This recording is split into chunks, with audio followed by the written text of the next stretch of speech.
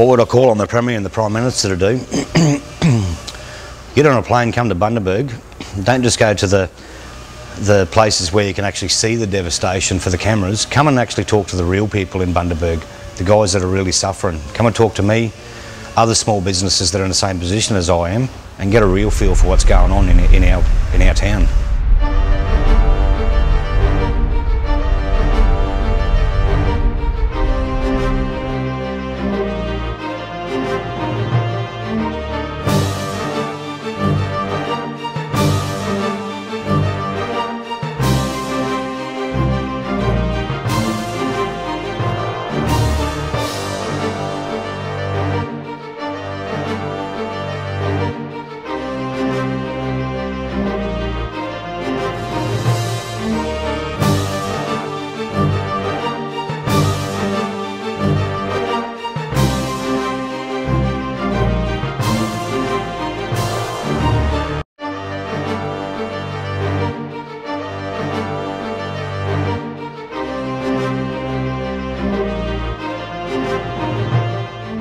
G'day, I'm Rob Messenger, federal candidate for Hinkler. The catastrophic floods of 2013 have forced many local small business owners for the first time to rely on government charity to keep their doors open and workers employed. It has been very hard for employers to admit that without government financial assistance, they would have to sack their workers. Many in business thought that they'd saved enough for a rainy day or were insured against the worst that Mother Nature could throw at them. However, none could predict the fury of the floodwaters and wind which hit Bundaberg and the Fraser Coast in January 2013. There are fears that unemployment figures in Bundaberg could rise to become worst in the country after the recent floods. Hundreds of businesses were impacted, with some forced to lay off staff. Work is slow in Ashley Abel's car workshop. Very quiet. A lot of my work's been cancelled from about the first week of the floods. A month on from the floods, business still hasn't returned, but because the premises wasn't impacted by water, Ashley's not eligible for any government assistance. It's getting to the point where I'm probably going to have to make a decision towards the end of next week what to do, and I'll probably have to shed 6 to 7 staff. More than 600 businesses were affected by the floods, many still yet to reopen, with hundreds of staff across the region out of work. In the aftermath of the natural disaster, both Premier Newman and Prime Minister Gillard were quick to fly in and pose with victims before the media's cameras. However, both Miss Gillard and Mr Newman failed to appreciate the impact the flood had on our local economy and the need for urgent action. Before the floods, we weren't kicking goals, but we were doing okay. There was a light at the end of the tunnel for a new business like mine. But when the floods came, that was it, nothing. I'm with, basically, this customer wasn't affected from the floods. He works in Gladstone. It's one out of probably 15 cars that we were restoring. So basically this whole year's worth of work has been cancelled. People are worried, job security. Some people have lost cars in the floods, they've lost their houses in the floods, they've lost their possessions in the floods.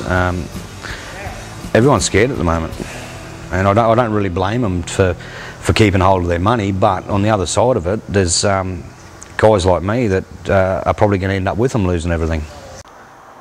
Prime Minister Gillard forgot Charles Dickens' famous quote, "Charity begins at home." She announced the federal government would donate $1 million to the local flood recovery fund, 2 days after she'd authorised a $10 million donation to the African country of Mali. How do I feel about hundreds of $millions going overseas and not a great deal in Bundaberg? Pretty frustrated, actually. We pay our taxes. And when you look at it, that's our money that's getting sent overseas. I know there's people you know, all over the world that need assistance, but right now we're Australians and we're struggling and we're suffering, and we need the assistance here.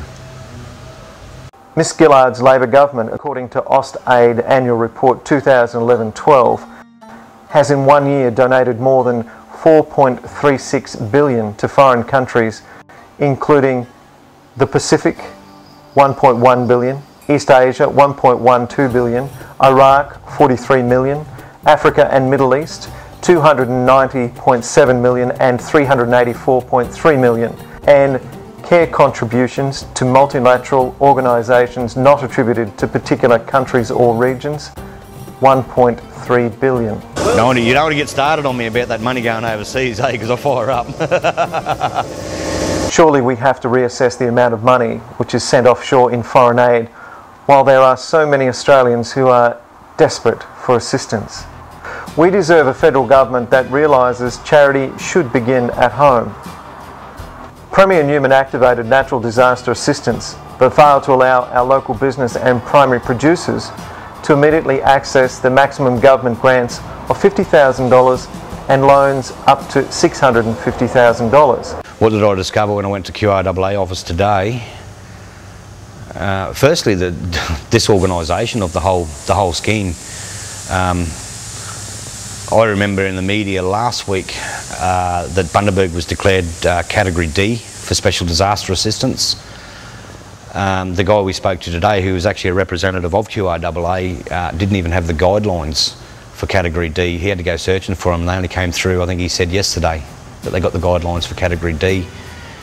Yet down at their office, they were still handing out the paperwork for Category C,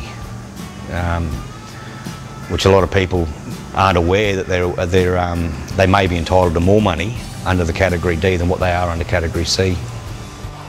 Disturbingly, Mr Newman instructed his government officers to tell local business owners that they only qualified for $25,000 grants and up to $250,000 loans, or approximately half the financial assistance available in previous natural disasters like cyclones Yasi and Larry. The QRAA representative told me that there were 700 applications had been put in, and they processed 200 of them yesterday to the tune of over $1 million. So there's 700 people that aren't aware that they may be able to have Category D assistance.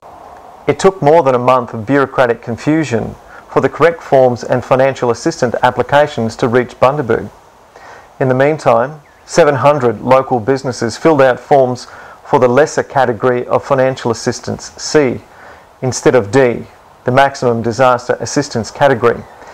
Many business owners and primary producers would still be unaware that they could qualify for a greater level of financial assistance. Premier Newman also failed to negotiate terms with the federal government to ensure that the local businesses who didn't physically have flood water in their premises also qualified for flood grants and loans. When I applied for the financial assistance, what did the QRAA tell me? Basically, they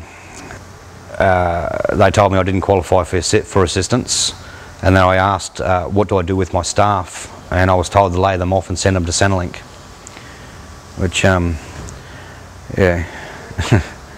pretty good, eh? Hundreds of small businesses who didn't physically have flood water in their shops, but were directly affected by a collapse of the economy, were told that they don't qualify for any government financial assistance. Am I aware of times in the past where the guidelines for disaster assistance weren't so strict? Yeah. The first time I'm aware of it was Cyclone Larry up in the Atherton Tablelands around Innisfail, and also Cyclone Yasi. There were businesses there that were able to get assistance under the relaxed guidelines for loss of trade. However, this, for some reason, I don't know, it feels like we're not as important as those people up there, that we can't get it. Bundaberg and Fraser Coast small business owners now face a grim battle to survive in our local economy, which after the floods, for many has collapsed. What has other business owners been telling me? They're scared. Businesses dropped off substantially. Some people are talking 50%, other people are talking 80%, depending what business they're in. And high level of frustration. There's a danger for our business owners to speak about an economy which has collapsed, because it could unnecessarily slow the recovery, which will eventually happen.